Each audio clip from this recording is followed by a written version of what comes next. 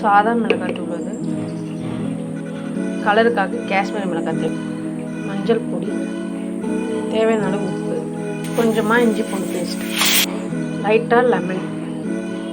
இப்போ இதை நல்லா மிக்ஸ் பண்ணிக்கலாம். சரிங்களா?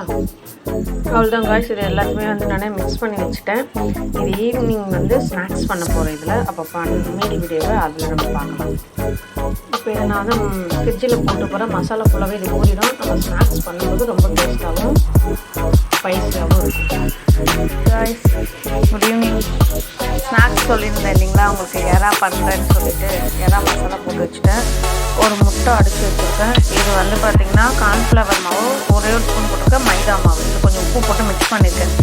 இப்போ இதை டிப் பண்ணி அப்படியே போட்டுடலாம். வாங்க பார்க்கலாம். முதல்ல இது நல்லா பிசைஞ்சு விடுங்க.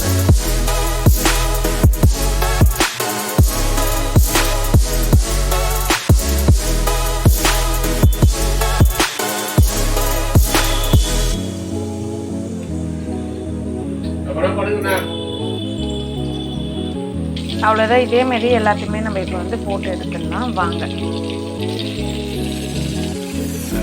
பாருங்க, நல்லா பொரிஞ்சு வந்துடுச்சு. அவ்வளோதான், முடிஞ்சிச்சு. நம்ம எடுத்துடலாம்.